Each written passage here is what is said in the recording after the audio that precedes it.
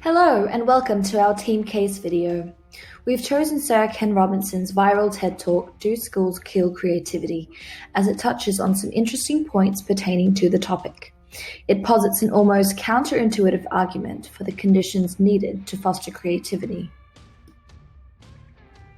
We'll explore this further in our model, but a brief summary.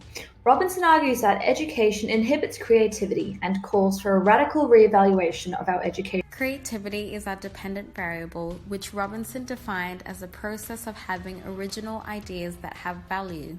Instead of a focus on innovation as done previously, we'll be exploring a different side to creativity, viewing it through the lens of imagination, originality, and self-expression. Robinson asserts that creativity is just as important as literacy, stating that we need to rethink the way we see intelligence. It's diverse, dynamic, and distinct. In his speech, he appeals to his audience to help build an educational system that supports rather than undermines creativity.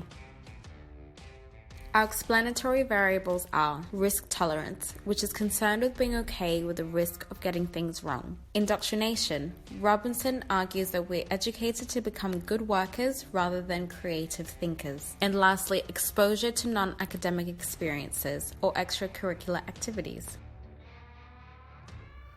Risk tolerance is positively linked to creativity because generating a peaceful atmosphere. Indoctrination has a negative impact on creativity because it's framing our minds.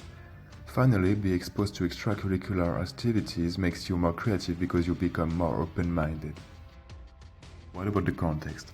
Imprevisibility, the fact that we are educated by schools in a way that corresponds to today's challenges, but the world is moving, so we learn obsolete thinking patterns.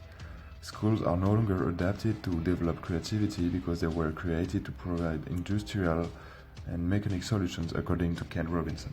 Therefore, we must explore the actions that can be taken in order to increase creativity through our malleable variables. Taking creative risks should be both encouraged and nurtured from an early age. This exposition to risks will further encourage students to accept mistakes and have a greater propensity to partake in divergent thinking. Action can be taken to increase the number of extracurricular activities students are exposed to at school.